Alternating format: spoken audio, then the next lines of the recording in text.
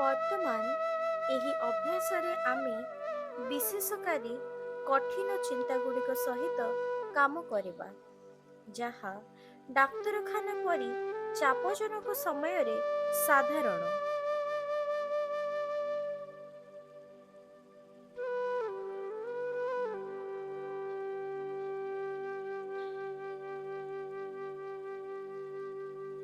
ଏକ ଆରାମଦାୟକ ଅବସ୍ଥାନରେ ବସି ଏବଂ ନିଜକୁ କେନ୍ଦ୍ରୀଭୂତ କରିବା ପାଇଁ କିଛି ଗଭୀର ଶ୍ୱାସ ନେଇ ଆରମ୍ଭ କରନ୍ତୁ।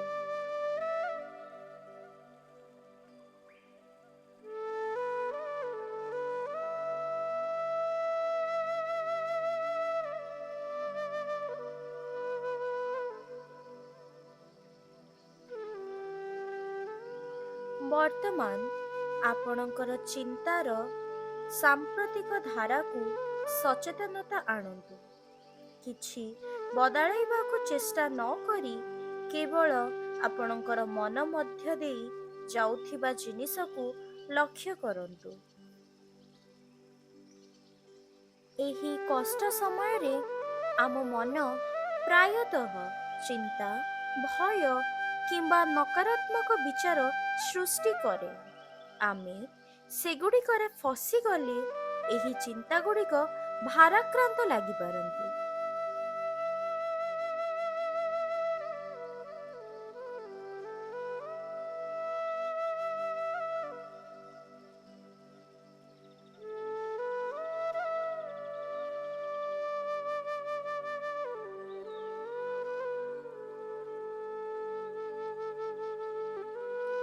ଏହି ଅଭ୍ୟାସ ପାଇଁ ଯେତେବେଳେ ଆପଣ ଏକ କଠିନ ଚିନ୍ତା ଉଠୁଥିବା ଲକ୍ଷ୍ୟ କରନ୍ତି, ଏହାକୁ ଧୀରେ ଧୀରେ ଚିହ୍ନଟ କରିବାକୁ ଚେଷ୍ଟା କରନ୍ତୁ। ଆପଣ ମାନସିକ ଭାବରେ ଚିନ୍ତା, ଯୋଜନା, ମନେ ପକାଇବା, ବିଚାର କରିବା କିମ୍ବା କେବଳ ଚିନ୍ତା ଭାବରେ ଚିହ୍ନଟ କରିପାରନ୍ତି।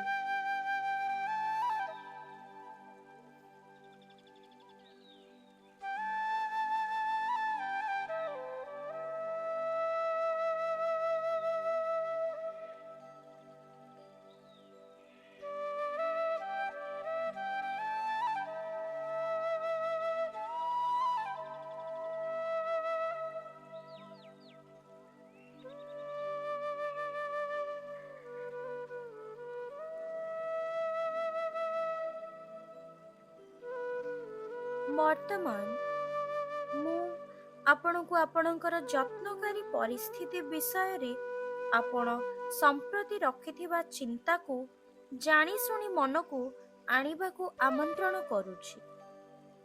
କି ପ୍ରକାରର ଚିନ୍ତା ଉଠୁଛି ତାହା ଲକ୍ଷ୍ୟ କରନ୍ତୁ।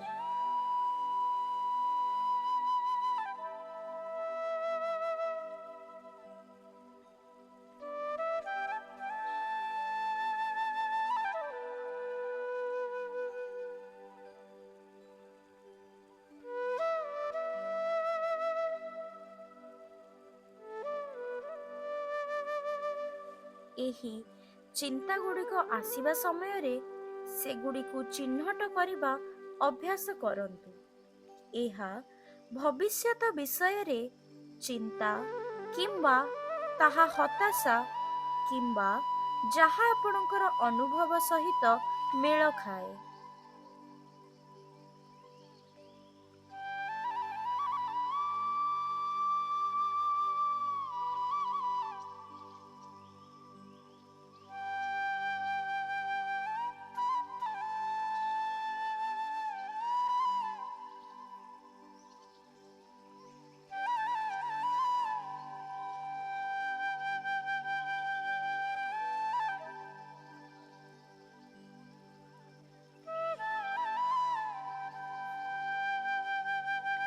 ଏହି ଚିନ୍ତାଗୁଡ଼ିକ ଆପଣଙ୍କର ଶରୀରରେ କିପରି ଅନୁଭବ ହୁଏ ତାହା ମଧ୍ୟ ଲକ୍ଷ୍ୟ କରନ୍ତୁ। ହୁଏତ ଆପଣଙ୍କର ଛାତିରେ ଟାଣ, କାନ୍ଧରେ ତନାଗ୍ରସ୍ତତା କିମ୍ବା ପେଟରେ ଟାଣ ବୋଲି ଅନୁଭବ ହୋଇପାରେ।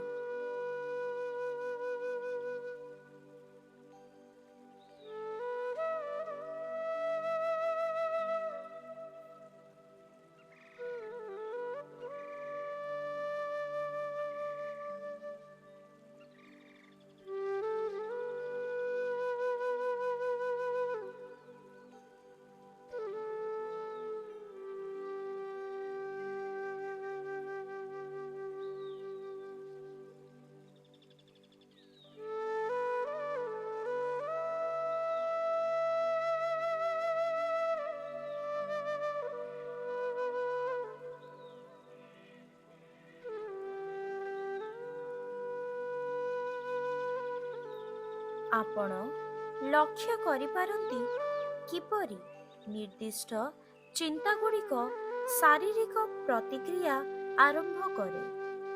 ଚିନ୍ତା ଏବଂ ଶାରୀରିକ ସମ୍ବେଦନା ମଧ୍ୟରେ ଏହି ସଂଯୋଗକୁ ଚିହ୍ନଟ କରିବା ଗୁରୁତ୍ୱପୂର୍ଣ୍ଣ ଅଟେ।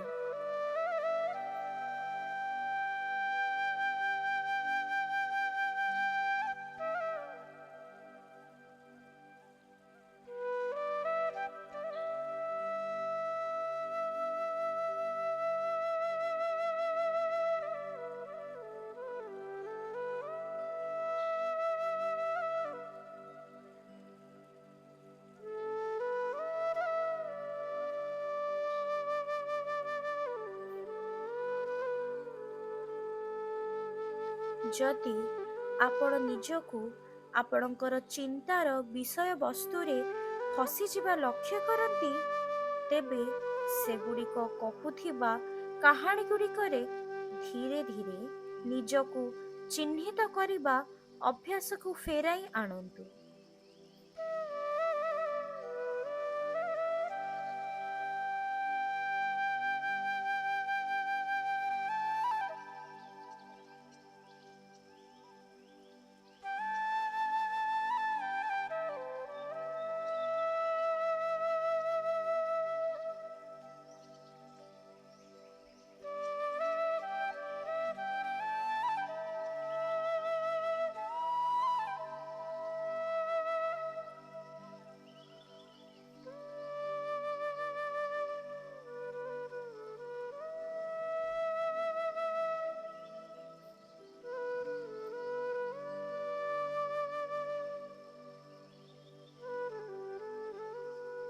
ମନେ ରଖନ୍ତୁ, ଆପଣ ଆପଣଙ୍କର ଚିନ୍ତା ନୁହନ୍ତି, ଆପଣ ହେଉଛନ୍ତି ସେହି ସଚେତନତା ଯିଏ ଏହି ଚିନ୍ତାଗୁଡ଼ିକୁ ଲକ୍ଷ୍ୟ କରେ।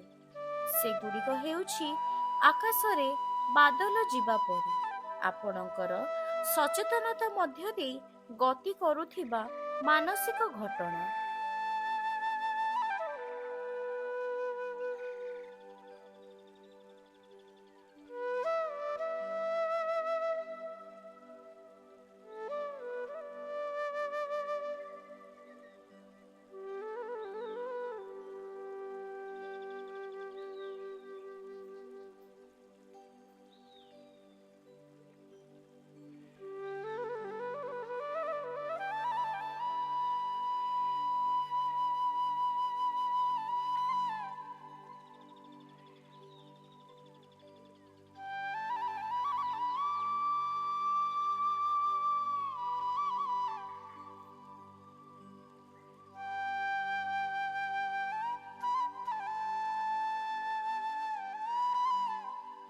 ଯେତେବେଳେ କଠିନ ଚିନ୍ତା ଉଠେ, ସେତେବେଳେ ଆପଣ ସେଗୁଡ଼ିକରୁ ଅଧିକ ସ୍ଥାନ ସୃଷ୍ଟି କରିବା ସହାୟକ ପାଇପାରନ୍ତି।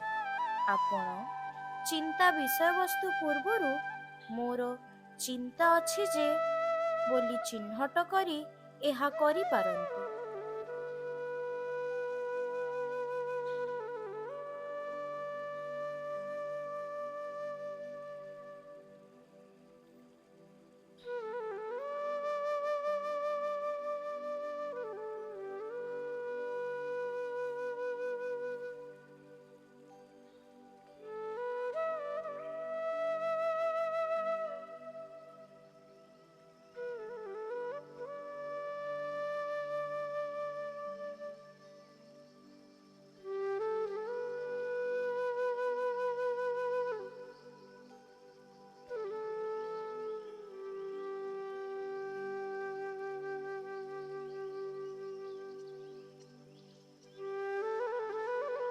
ଉଦାହରଣ ସ୍ୱରୂପ, ମୁଁ ଏକ ଖରାପ ଯତ୍ନକାରୀ ବଦଳରେ ଆପଣ "ମୋର ଚିନ୍ତା ଅଛି ଯେ ମୁଁ ଏକ ଖରାପ ଯତ୍ନକାରୀ" ଏହି ଭାବରେ ଲକ୍ଷ୍ୟ କରିପାରନ୍ତି।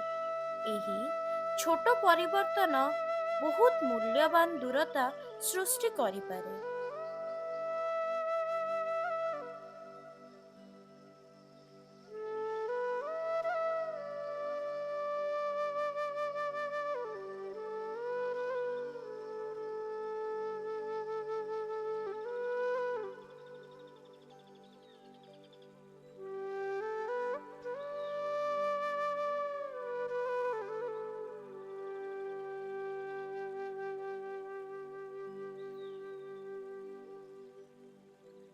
ଆପଣଙ୍କର ଚିନ୍ତାଗୁଡ଼ିକୁ ପର୍ଯ୍ୟବେକ୍ଷଣ ଏବଂ ଚିହ୍ନିତ କରିବା ଜାରି ରଖନ୍ତୁ।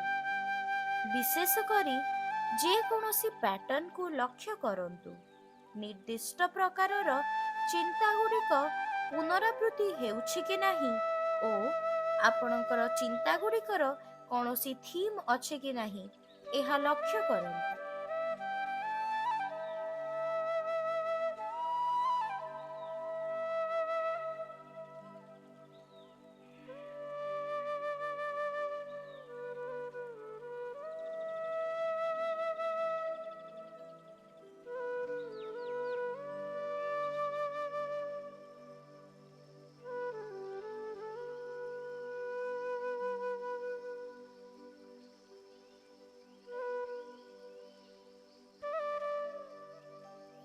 ଯଦି ଆପଣଙ୍କର ମନ ବହୁତ ବ୍ୟସ୍ତ ହୋଇଯାଉଛି, ତେବେ ଆପଣ ସବୁବେଳେ ଆପଣଙ୍କର ଶ୍ୱାସକୁ ଫେରି ପାରନ୍ତି। କିଛି ସଚେତନ ଶ୍ୱାସ ଦିଅନ୍ତୁ, ତାପରେ ଚିନ୍ତାକୁ ଲକ୍ଷ୍ୟ କରିବା ଏବଂ ଚିହ୍ନିତ କରିବାକୁ ଫେରନ୍ତୁ।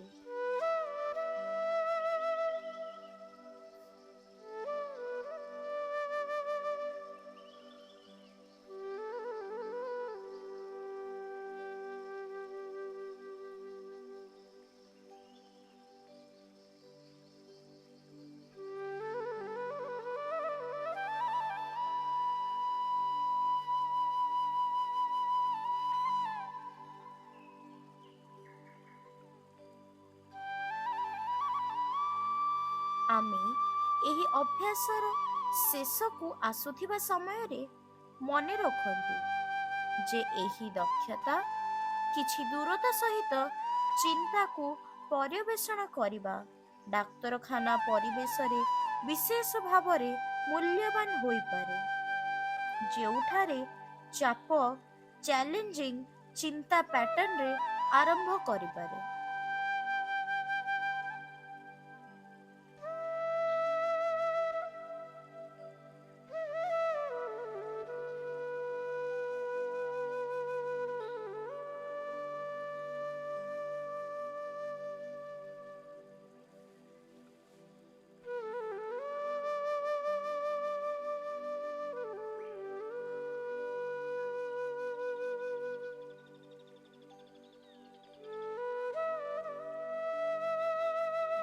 ଧୀରେ ଧୀରେ ଆପଣ ଆପଣଙ୍କର ସଚେତନତାକୁ ଏଠାରେ ବସିଥିବା ଆପଣଙ୍କର ଶରୀରକୁ ଫେରାଇ ଆଣନ୍ତୁ।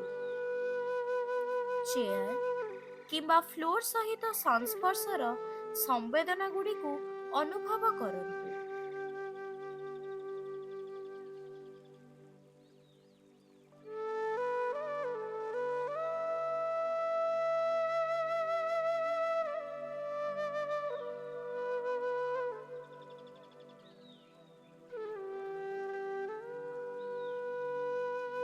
ଯେତେବେଳେ ଆପଣ ପ୍ରସ୍ତୁତ, ତେବେ ଧୀରେ ଧୀରେ ଆଖି ଖୋଲନ୍ତୁ କିମ୍ବା ଦୃଷ୍ଟି ଉଠାନ୍ତୁ।